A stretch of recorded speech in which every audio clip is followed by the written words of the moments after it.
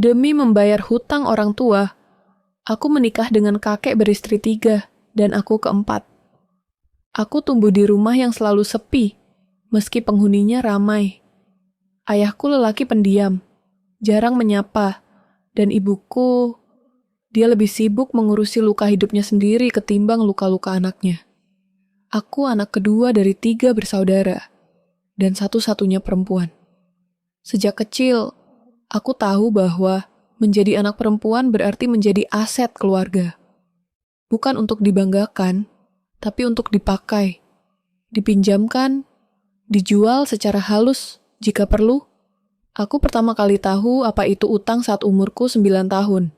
Kami digusur dari rumah karena ayah tak mampu membayar cicilan. Sejak saat itu, hidup kami berpindah-pindah. Kontrakan sempit, lalu rumah tumpangan, lalu rumah nenek yang penuh tikus dan bau tanah basah. Setiap kali aku bertanya, "Ayah kerja apa sih?" Ibuku hanya menjawab, "Kerja keras." Tapi nyatanya, kerja kerasnya tak pernah menghasilkan apa-apa kecuali utang dan kemarahan. Adikku yang bungsu lahir saat aku SMP. Dia sakit-sakitan sejak bayi. Kami habiskan semua tabungan yang tak seberapa untuk obat dan rumah sakit. Suatu malam, aku mendengar ibu menangis di balik pintu dapur sambil berkata, "Kita udah pinjam dari siapa lagi, Pak?" "Udah ke semua, saudara." Dan ayahku menjawab dengan suara rendah, "Kita coba ke Bang Jeki aja." Aku tidak tahu siapa Bang Jeki waktu itu. Tapi beberapa bulan kemudian, kami pindah lagi. Dan adikku, dia meninggal sebelum ulang tahunnya yang ketiga. Sejak saat itu, utang makin menumpuk. Bang Jeki datang ke rumah dengan suara keras, mengetuk-ngetuk pintu sambil menyebut nama ayahku. Ibuku mulai gemetar setiap ada suara kendaraan berhenti di depan rumah. Dan aku mulai berpikir untuk berhenti sekolah agar bisa bantu bekerja. Tapi saat aku bicara begitu, ibuku menangis. "Kamu satu-satunya harapan, Nak. Kalau kamu nggak sekolah, siapa yang bisa selamatin kita nanti?" Itu ironis sekali, karena beberapa bulan kemudian, ibuku sendiri yang menyerahkanku pada lelaki tua demi uang. Pagi itu, aku sedang menyapu halaman kontrakan saat ibu memanggilku masuk dengan suara tegang. Di dalam ruang tamu, ada 3 lelaki.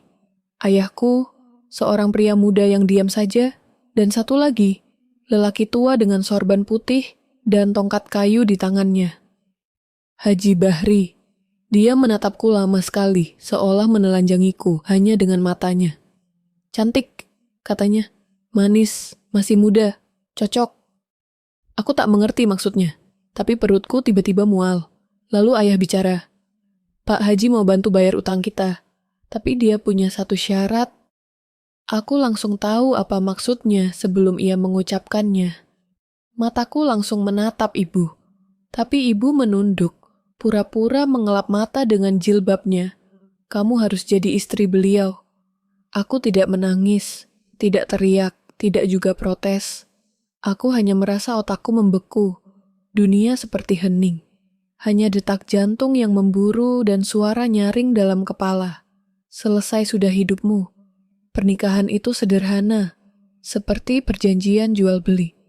Haji Bahri datang dengan baju koko putih dan wajah datar. Tidak ada senyum, tidak ada pelukan. Aku hanya menjadi angka keempat dalam daftar panjang miliknya. Istri keempat, yang paling muda, yang belum pernah merasakan ciuman selain dari ibunya. Malam pertama, aku dipaksa tidur satu ranjang dengannya. Ranjang itu berderit pelan saat ia mendekatiku. Tangannya kasar, nafasnya bau tembakau. Aku menangis tanpa suara sepanjang malam. Keesokan harinya, istri pertamanya, yang kupanggil Bu Nur, mencibir saat melihatku keluar dari kamar. "Selamat datang di neraka," katanya pelan. "Jangan terlalu berharap." Dan aku tahu, itu bukan sekadar sindiran, itu adalah peringatan. Hari-hariku setelah pernikahan adalah hari-hari paling sunyi, sekaligus paling bising. Sunyi karena tidak ada yang benar-benar peduli bagaimana perasaanku. Bising karena setiap hari dipenuhi dengan bisikan tajam, adu mulut, suara lemparan barang, dan langkah kaki yang seperti sengaja dibuat keras agar membuatku takut. Haji Bahri bukan tipe lelaki yang banyak bicara, tapi tatapannya bisa membuat siapapun menggigil. Ia hanya berbicara jika marah. Dan ia marah hampir setiap hari kepada istri-istri lainnya, kepada anak-anaknya, kadang kepada pembantu, kadang kepada udara. Dia memperlakukanku seolah aku boneka mahal yang sudah dibayar mahal, jadi harus dipakai kapan saja dia mau. Jika aku sakit, dia tidak peduli. Jika aku menangis, dia berkata, "Itu biasa, nanti juga biasa." Istri pertama, Bu Nur, seperti ratu di rumah itu. Dia tidak kasar secara fisik, tapi omongannya bisa melukai tulang. Pernah suatu hari, aku duduk di meja makan, dan tanpa sengaja menggunakan sendok yang biasa dia pakai. Dia langsung membanting piring. "Ini sendok saya, dasar tidak tahu diri. Baru jadi istri 1 minggu sudah sok jadi pemilik rumah." Istri ketiga, Bu Murni, adalah yang paling kejam. Kata pembantu, dulu dia juga menikah karena dijodohkan, tapi sekarang dia jadi buas. Dia sering menuduhku mencuri perhatian Haji Bahri. Padahal, aku bahkan tidak mau dilihat. "Kamu pikir, kamu paling menderita?" Katanya suatu malam sambil mendorongku ke dinding.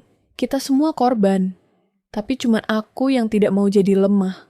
Aku pernah mencoba kabur, hanya sejauh hal tebus, tapi tubuhku menggigil dan kakiku tak sanggup melangkah. Aku takut, tak punya uang, tak tahu harus kemana. Aku ingat ayah dan ibu di rumah lama. Aku tahu mereka juga tidak akan menerimaku pulang. Jadi aku kembali. Sejak saat itu, aku menyerah untuk melawan. Aku mulai menyusun hari-hari dalam diam. Bangun sebelum subuh. Menyapu halaman. Menyetrika pakaian anak-anak Bu Murni. Menyeduh kopi untuk Haji Bahri. Mandi cepat-cepat. Dan menunduk saat lewat di depan istri-istri lain. Tapi luka batin itu tumbuh, diam-diam. Menyelinap seperti jamur di kamar lembab. Sampai suatu hari, aku merasa sesak. Jantungku seperti diperas. Nafasku pendek.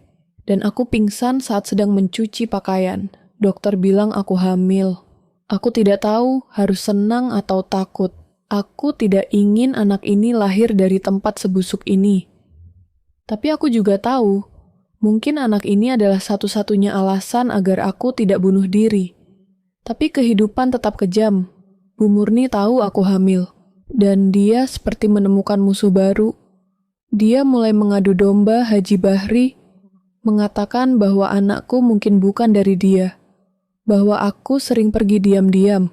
Padahal hanya ke halaman belakang. Bahwa aku mungkin selingkuh dengan tukang kebun. Haji Bahri marah besar. Dia melemparkan jam dinding ke arahku. Tapi aku tidak menangis. Aku hanya memeluk perutku dan berharap anak ini selamat. Tapi harapan itu tidak terkabul. Suatu malam, saat aku sedang turun dari tangga membawa baju cucian, Bu Murni menyikutku dari belakang. Aku terjatuh, perutku membentur lantai. Darah langsung mengalir di antara kakiku. Aku tidak sempat ke rumah sakit. Anakku meninggal di dalam rahim, dan aku harus menjalani kuretase dalam keadaan setengah sadar. Setelah keguguran itu, aku tidak lagi bisa tertawa. Tidak juga marah. Hatiku seperti ruangan kosong yang tidak bisa diisi apa-apa lagi.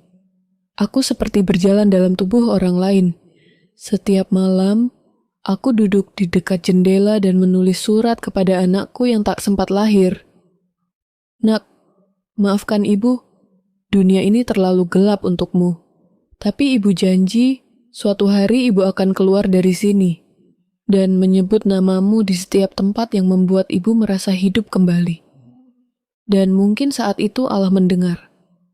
Aku bertemu Nurul, anak Bu Siti, yang diam-diam menaruh kasihan padaku. Dia sering memberiku sisa uang jajan, atau mengirim pesan lewat catatan kecil. Suatu hari, dia menuliskan, "Kak, aku tahu tempat aman. Ada panti di kota. Tempat perempuan bisa mulai hidup dari nol. Aku bantu kakak kabur. Malam itu, aku melarikan diri dengan tas kecil, uang receh, dan surat terakhir untuk ibuku. Ma, ini bukan salahku. Tapi Ma harus tahu, aku sudah cukup mati di rumah itu. Kota ini asing, jalanan ramai, lampu-lampu terang. Tapi hatiku tetap gelap. Aku menumpang tinggal di sebuah rumah aman, dikelola oleh lembaga sosial untuk perempuan korban kekerasan. Aku tidak langsung diterima, karena tidak membawa identitas lengkap. Hanya sisa-sisa keberanian dan luka-luka tak terlihat. Tapi aku jujur, untuk pertama kalinya dalam hidupku, aku menceritakan segalanya tanpa rasa malu. Tentang utang orang tuaku, tentang malam pertama yang menyakitkan, tentang perseteruan para istri, tentang darah keguguran di lantai rumah besar yang dingin, dan tentang surat-surat yang kutulis untuk anak yang tak sempat lahir. Kalau kamu bisa nulis semua ini, kamu bisa bantu orang lain tahu, kata Bu Rina, konselor di rumah itu. Cerita kamu bisa nyelamatin perempuan lain. Aku menatapnya lelah, tapi saya nggak tahu siapa diri saya sekarang. Saya bahkan nggak punya nama lagi. Namamu bukan istri keempat. Namamu adalah orang yang masih hidup. Tahun pertama, aku belajar menjahit. Bukan karena aku ingin jadi penjahit, tapi karena itu satu-satunya kegiatan yang membuatku merasa berguna. Tahun kedua, aku ikut pelatihan menulis, didorong oleh Bu Rina yang mencium bakatku dari surat-surat harian yang aku tulis. Tahun ketiga, aku mulai menulis blog, cerita-cerita tentang trauma, luka batin, kekerasan dalam rumah tangga, dan bagaimana rasanya kehilangan anak yang bahkan belum sempat kau peluk. Awalnya tidak ada yang baca, tapi kemudian satu artikelku viral. Judulnya, "Aku menikah dengan kakek demi membayar utang orang tuaku." Ribuan komentar masuk, sebagian menyalahkan, sebagian menangis, sebagian mengaku punya luka yang sama. Dan di antara ratusan email, ada satu yang membuatku terdiam lama. Dari seorang perempuan bernama Siti, istri kedua, teman sekamar tangisanku dulu. "Kamu hidup? Alhamdulillah. Allah Maha Baik. Terima kasih." Aku tersenyum